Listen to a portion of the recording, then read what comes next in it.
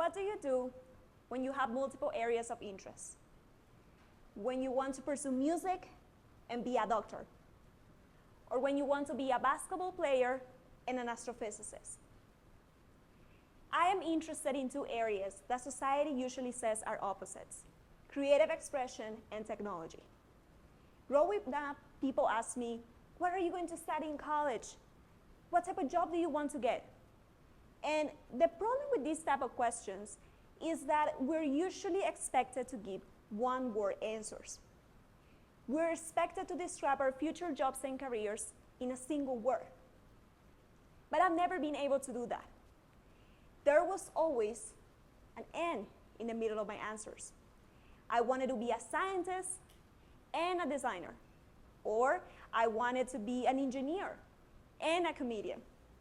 However, whenever I talked about my interest in these fields with other people, I would always get reactions that included the word, but you can't do both, but you have to decide. Like many other people with multiple interests, I struggle with the idea of having to give up one of my passions if I wanted to be successful. And I struggled with this for a very long time. People told me that because I had multiple interests, that was actually one of my biggest weaknesses, and that it would have a negative impact on my life. I was told that having multiple interests was bad. I was told that I needed to choose one over the other. My passion for creative expression started when I fell in love for the first time. And I fell in love for the first time when I was 6 with a dollhouse that I saw in the supermarket one day. The house had 8 rooms, and I don't know about you, but I've never seen a house with 8 rooms before. I remember thinking how happy my dolls would be living in this house. My parents were with me that day, and I begged them to get me the house, but as soon as we looked at the price tag, I knew very well that I wouldn't be walking out of that store with a big box in my hands that day. You see, I come from a low-income family, and toys were a luxury that we couldn't afford so easily.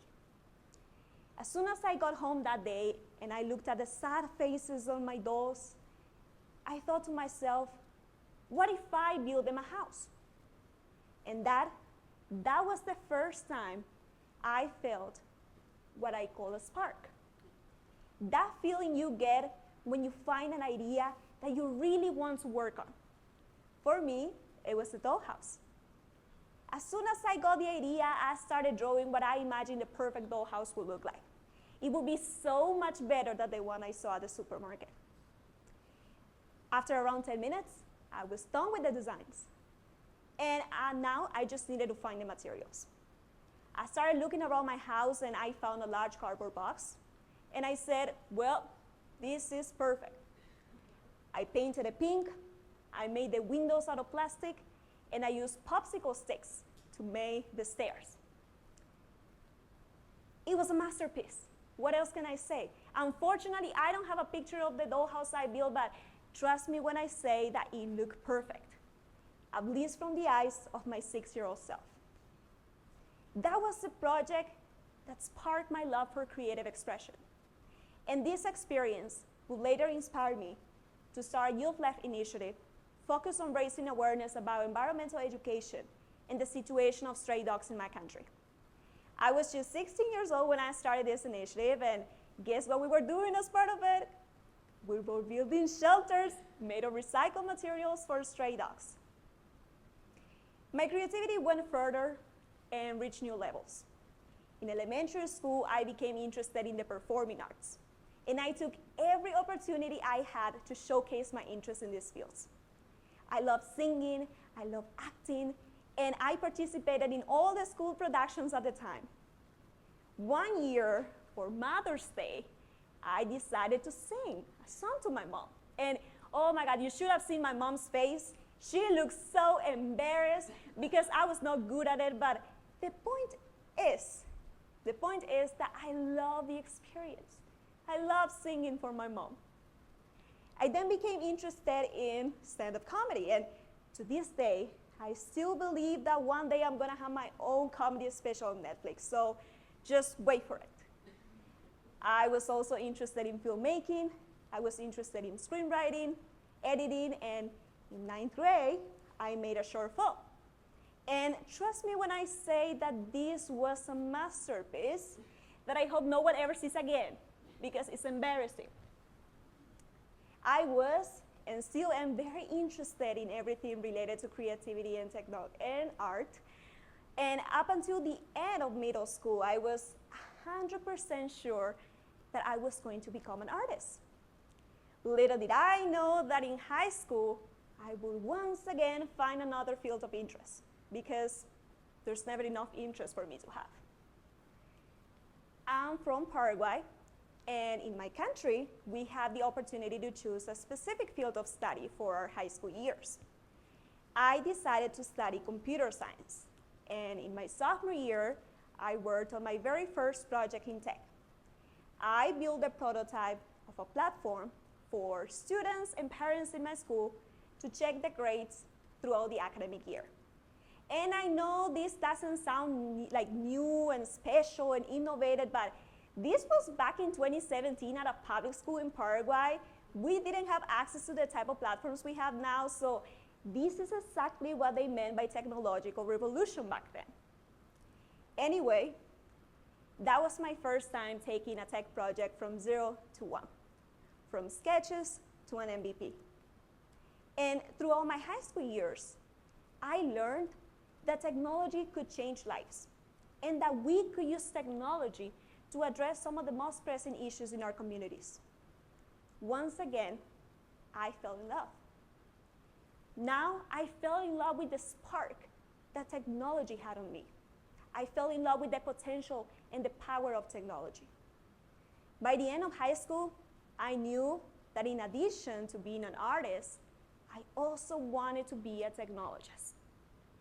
And that was when I started facing one of my biggest fears, the "what are you going to study in college?"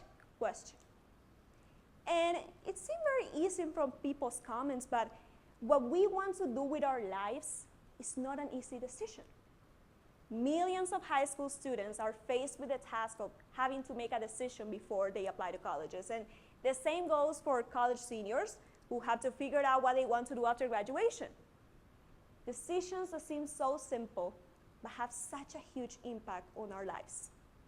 So what do you answer to this question when you have multiple interests? Or in my case, when you're interested in two fields that seem so opposite. I refuse to accept the binary narrative. I refuse to accept this expectation that I needed to give up one of my passions if I wanted to be successful. Instead, I embrace the space between. I embrace the intersection where technology and creative expression converge. In my sophomore year in college, I landed my first internship in tech in user experience design. And it was in this internship that I realized that what people had told me was one of my biggest weaknesses was actually my superpower. I realized that all the skills I've gained from participating in creative activities could actually be used in technology.